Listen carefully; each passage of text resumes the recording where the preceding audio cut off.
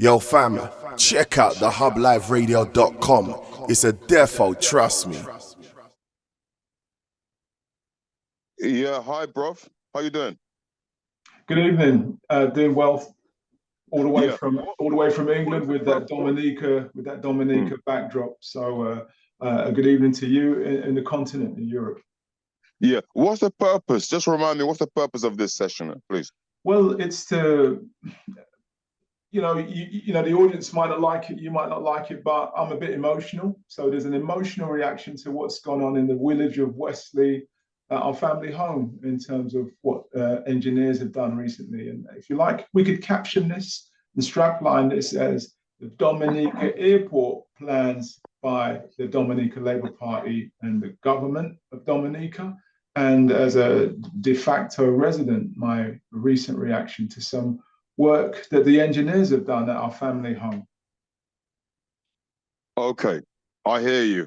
I mean, maybe you could start with a little bit more on the background very quickly, because you know what's been happening. You've had discussion with that Bernard Lloyd. I have not been party to it. So maybe you give it a bit of background. Well, yeah, that character Bernard Lloyd is a de facto representative of the Dominica Labour Party, and for me, a useless official.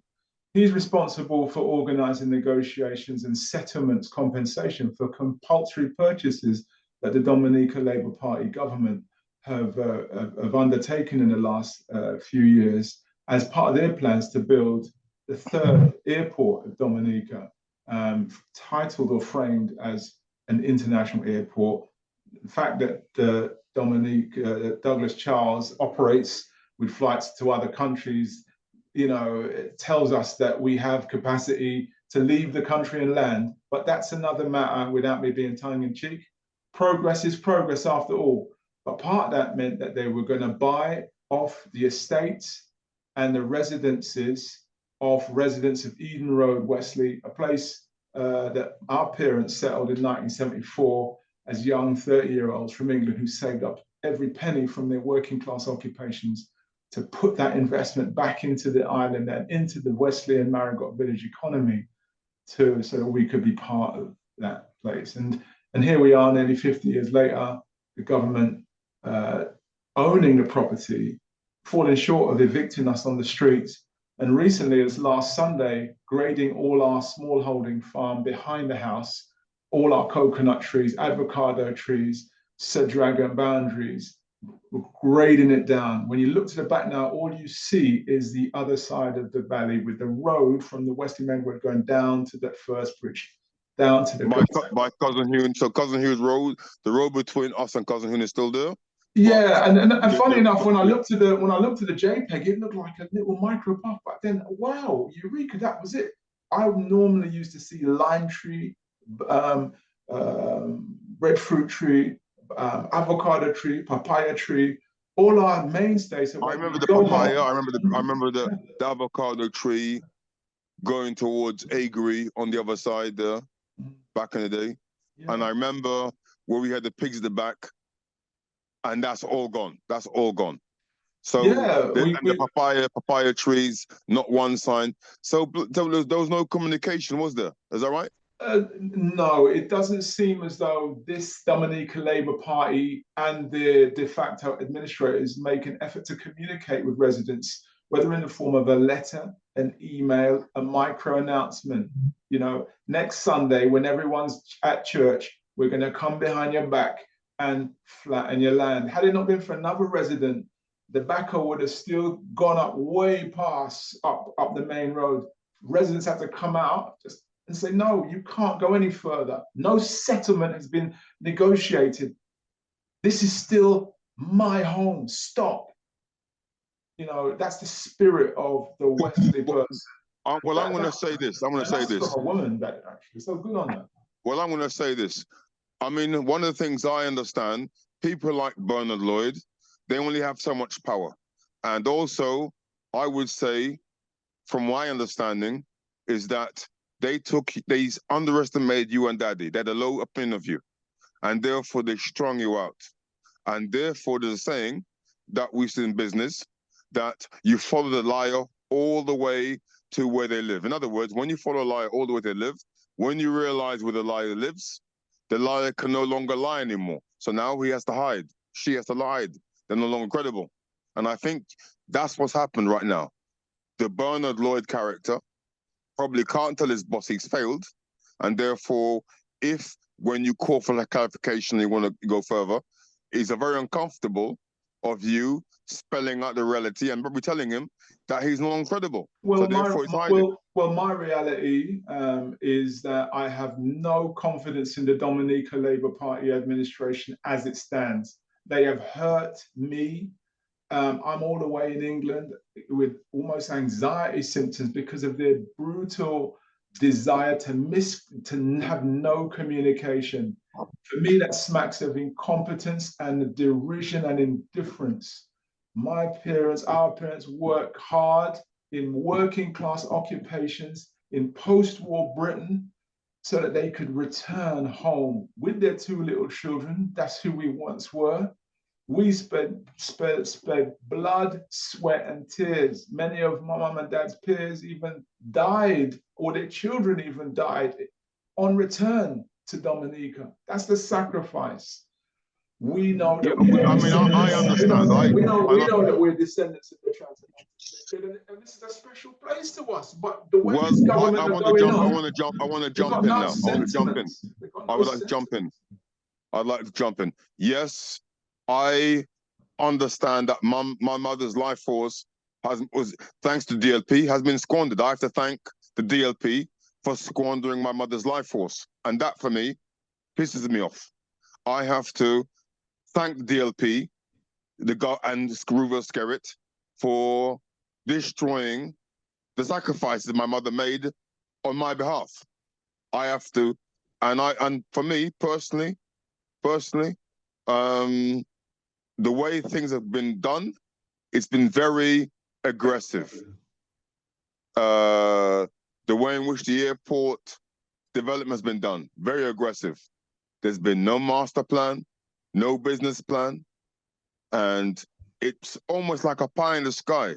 It's like at all costs, Skerrit, the DLP, they want to show that they've built an airport. They don't care whether or not it will be a commercial success.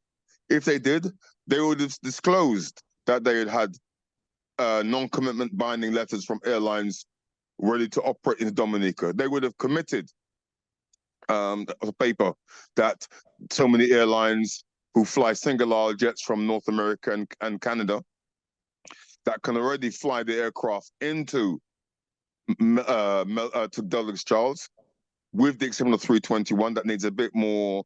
It needs more runway in case the runway is wet and or contaminated, and maybe a third fire engine.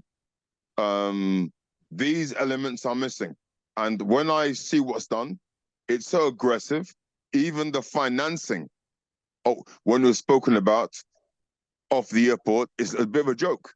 And when you've gone to market and you've told the world that this new airport is going to be financed basically on CBI sales, passport sales, that's very risky because there's only certain agencies that finance airport, not a bank will finance airport. If you've got gold or diamonds in your soil, oil, yeah, you can go alone.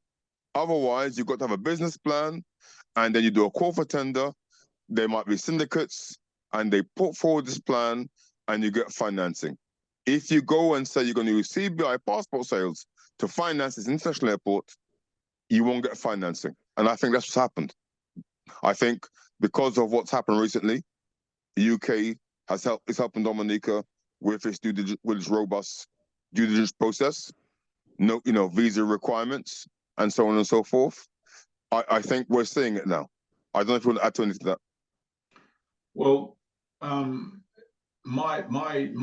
I think of travel to Dominica, and I've been traveling back and forth to Dominica from 1968, 1974, even as a little boy, the same kind of traffic. When I left recently 2 years ago, 10 people in a departure lounge. 3 years ago, I landed in Saint-Martin from Paris, and that was after Hurricane Maria, and the plane that landed in Saint-Martin from Paris, literally wave after wave of silver-haired tourists just poured off the plane. You see, now based on what you're just saying there, sorry, I got to jump in. Some people who support the DLP would say, you see, that's why we need a new international airport, dynamic Dominica. They might say, but what they fail to realize is that the airlines is a business, and the airlines who fly from an Atlantic, they fly to hubs because they've grouped passengers together, and the passengers will go together distance of where they land. Then you've got these smaller aircraft operating regional jets, regional turboprops that will fly to destinations like Dominica, to St. Lucia, well, for example, or other small islands, because those big aircraft cannot fly to Dominica. People don't want to go to Dominica. People flying to St. Marta, they might be going to St. Marta. Quite a lot may be going to St. Marta. Some may be flying onwards. But to fly a big 777 or A350 from, say, St. Martin, Dominica, will not cover its costs with the passengers. So that's what I'd like to I want to say to you, because it's not because you saw all these passengers flying to St. Marta. Yeah, that's the ideal. But to get that kind of traffic, it's a lot of work. It's years, market confidence, and so on and so forth. And one of the things I want to say to you, which sort of kills the argument of traffic from North Atlantic, is that there are so many airports around Dominica in less than 200 nautical miles around Dominica that can already accommodate the Airbus, the Boeings, the wide-body aircraft. Therefore, it's not a strong case, and it shows you that the airport, the international airport that is capable of accommodating wide-body aircraft should have been done years ago, not just now. Years ago. And when I say years ago, I'm talking about 20 years ago. I'm not talking about 5 years ago. Okay? So I wanted to let that get that sink in. Well, Bonnie, I'm not involved in airport planning, but what I will say is that during Hurricane Maria, some large-size aircraft landed on the tarmac, Melvin Hall or Dominican Charles. So, I saw an A320 that flew in. I forgot the name of the airline. It is a passenger aircraft. There's the Neo version, which means it flew in. It came in light, relatively light to flying with passengers. But nevertheless, the aircraft landed in Dominica with PPE equipment during COVID, and the government didn't make a squeak. They didn't make no noise about it. And I found that very odd, that you got an Airbus 320, single jets, aircraft that are flying already from North America, the biggest market in the world, in that region, the biggest market. And you're not making a song and dance? You're focusing on the international airport? Something's wrong. Something's really wrong. It smells fishy. Go ahead, bro. Well, something I know for sure is that since the drop in sales of CBI products, it's impacted the local economy of Dominica. That crucial decision from Britain to impose restrictions on Dominica's capacity to market UK as an extension of that, the subsequent drop in sales, it's meant that Skerritt and his Dominica Labour Party have to find other ways of motivating the private sector to export products. What do we export? Like we used to do in the 70s. We don't export farming produce like we used to. We export people who migrate out, and in return they send back barrels and remittance. Can that sustain an economy of 60,000 people? That's a good question. That's a good question. That's a good question. I mean, bruv, I would like to say you try to diversify your market. You try to have a basket of products. Yeah, farming. Dominica, because of where it's positioned on the globe, it's going to get boxed down more frequently than, say, Aruba, from hurricanes, from tropical storms, and so on and so forth. Already, that tells you that Dominica, a new international airport, cannot be open on par, open 365 days a year. Like the PM cannot guarantee this. So I'm saying it's going to be very hard again that the airport can break even operations because you need passenger movements and aircraft movements. So it's good. It's good to have the tourism arrow in your bow, in your pack of arrows. However, when you've missed certain windows, for example, the EU and Venezuela did work on the airport, Melbourne Airport, that was called then, and no marketing was done by the DLP to let the world know, to let Ross University know that the airport is capable of accommodating 319s flown by Air Canada, 319s flew by American Airlines, 737-700s flown by Southjet, Southjet. What was it? Southjet? No, not Southjet. I forgot the name of the company. It'll come back. But anyway, a lot of 737, 737, 800s, and these aircraft were built were sold from in the mid 90s. These were not 2021 aircraft. So there's been a lot of progress, and I'm going to say to you that a lot of people, the people who support the DLP, either they knew and kept quiet, or they didn't know. They're just incompetent. And I'm telling you this because I saw the data they put on the website. I've seen data in Jefferson's on the pages that pilots use flying. I've looked at aircraft landing distances at max landing weight and measuring it to the max landing weight of the airport runway. And I'm telling you, I was so surprised to see that no mention was ever made of that Airbus A320neo landing in Melbourne Airport with PPE equipment.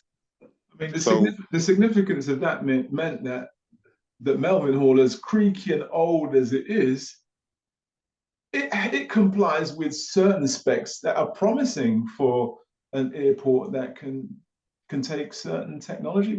Yes, I agree with you. And the main market, the aircraft flown for the main market, if you look at North America to the Caribbean, you see that North American is a more sizable traffic than, say, flights from England. Passengers move from England to the Caribbean. It's the main market. So Melbourne Airport is, even with a little development to accommodate 2021, not a lot of money, but it would not cost the same as it's going to cost to build a new international airport. And you're gambling that you're going to attract airlines flying from Europe who could fly into Martinique, fly into Guadeloupe, fly into Barbados, fly into Antigua already. And they operate a hub and spokes type system. So why would they fly if they want to go to, passengers want to go to Guadeloupe and then Martinique? Why would they fly Dominica first and then go to Guadeloupe, Martinique? It makes the cost of those passengers too expensive for the small sectors. Therefore, it is what it is, and that's what we're saying today, and that's why the airlines do what they're doing. So I repeat, I'm cynical, but I'm going to say again that the opportunity was missed a long time ago. The focus on the national airport, the large airport, on accommodating large aircraft should have been done 20 years ago. It should have been priority. Right now, the priority should be healthcare, the elderly, and so on and so forth. And as you said earlier on, the population is diminishing right now. It's not sustainable. It's very sad. And then when you hear this happening in Wesley, is this what's going to be now? The government will be seizing lands from previous owners in the reset. People will have to go in. Our people have to go into, the locals will be treated as Caribs. I'm saying Caribs, and put on reservations. Is that what it is? This is what I sense, I smell. And then the last point I want to make is that we have family, you have families, who are in the politics, who support DLP, and they want you to keep quiet. They're going to tell you that you're against progress, you're enemy of progress. And there's a willful damage to what's been happening, all the work, sacrifices our parents made. It's just atrocious. It's atrocious. I always had my rule of thumb from the time I was a youngster, and it made common sense. Don't get involved in Dominica politics because you live in England anyway.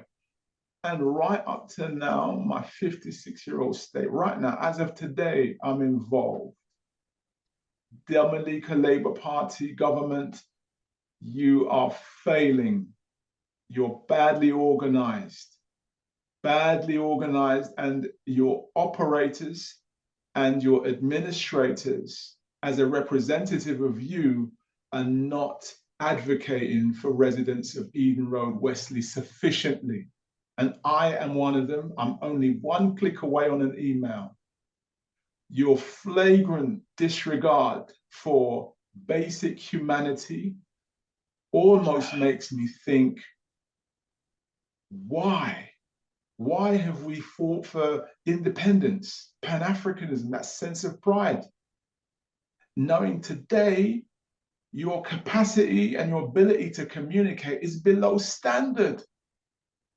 You all might look good in suits when you go to meetings.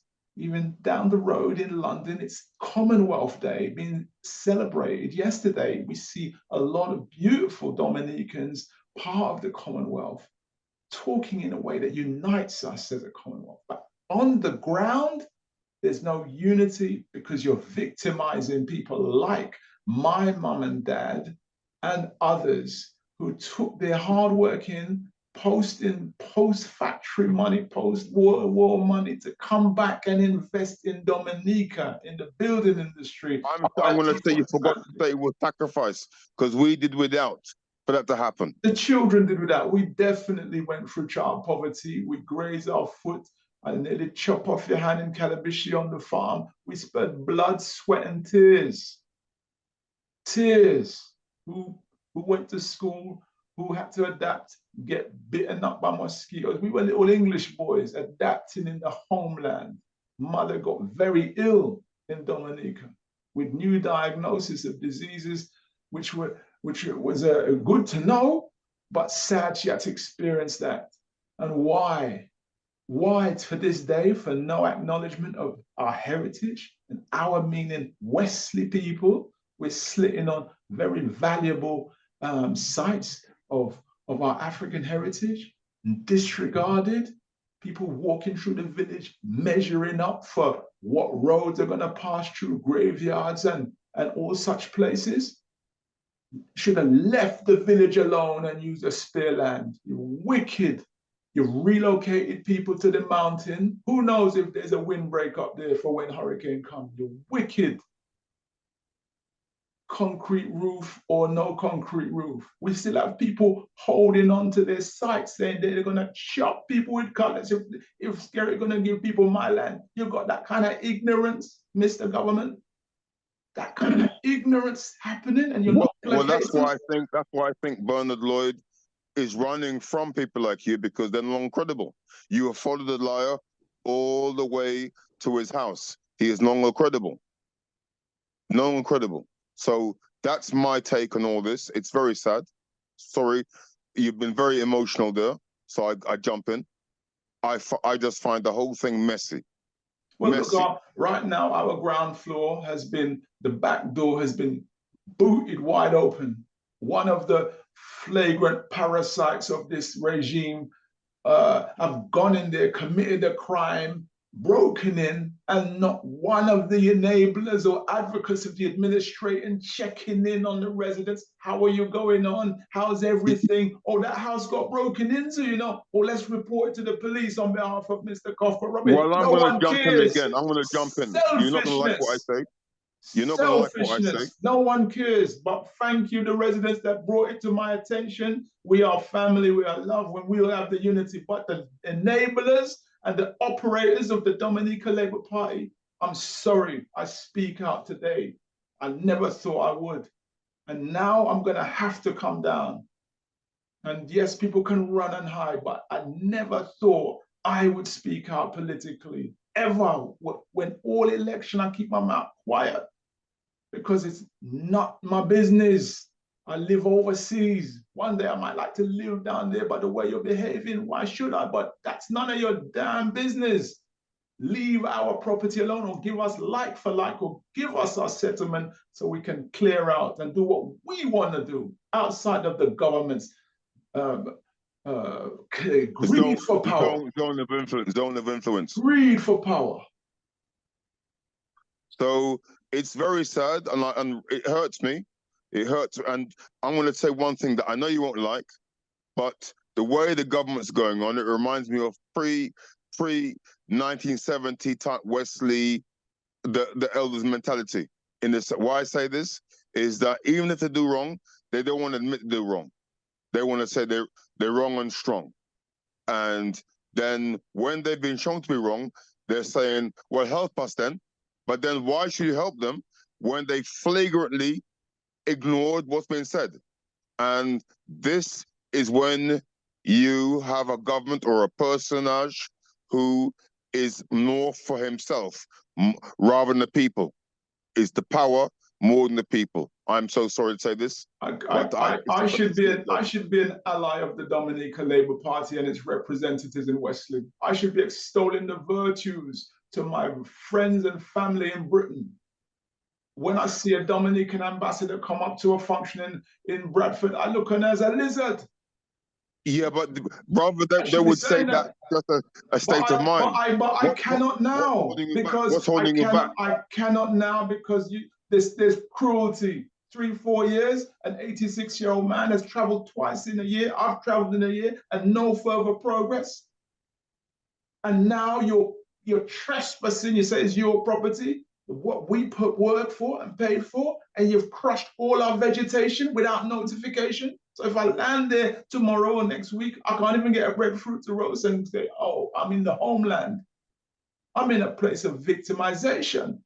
And I'm fighting against racism in England for a better today and tomorrow for my children and other black people. We've got family. And in my own homeland, I'm almost being racialized. I'm almost being racialized. We are family in Wesley who support the DLP. This is their choice, this is democracy, but they're not operating as advocates. They are operating as advocates for everyone. They won't even go to the boss and say, boss, there is an injustice on this part here or BC. They're keeping their mouth shut, and if you open your mouth, they will turn around and call you enemy of progress.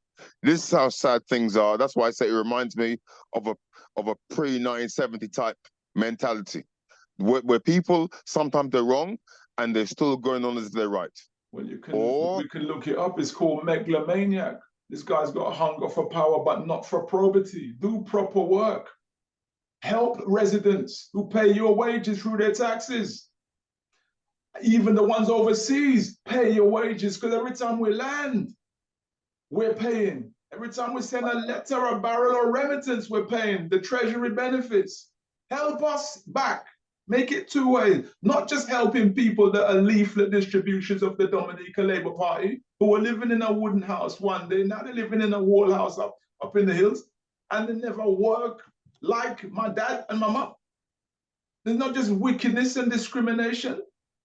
Be fair. Or if you don't want them to interfere, let the third party come directly to us and buy our property. We don't need you as the middleman buying our property and then selling it on to the Montreal Management Company so that people can cut start with us in joy and say, this is our land. And we don't have nothing. Government and secrecy. Anyway, thank you for a lovely conversation tonight. The first time emotional. And I have been in politics, and who would have thought, Bonnie, that I would be using my advocacy to stand for myself and my family? Who would have thought that that's what I'd be doing? Well, I want to say I am a person, I stay away from this thing. That's why my screen is, I've turned the camera's not on, because I am very cynical.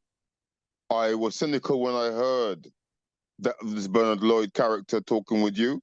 I was very cynical when I heard that there was a statement going around where it was being said that the offer price made by the government and the representatives should be treated as a willing seller versus a willing buyer. This is what I found so, and these statements Nazi Germany used against the Jews. I won't say much more than that. I think it's plenty. I thank you for your time, bro. Thank But you. I too, I'm disgusted. I'm disgusted. And I'm really disgusted. I'll say to anybody in the diaspora, if you're unhappy with the DLP and you've got an enabler next to you that represents them, have no fear. Tell them to their face, you're not working properly. Airport or no airport, when that big airport comes, they have to generate activity so airlines can land with thousands of people a week, not 10 leaving a day. Are gone. Thank you. Nice. Yo fam, check out thehubLiveRadio.com. It's a defo, trust me.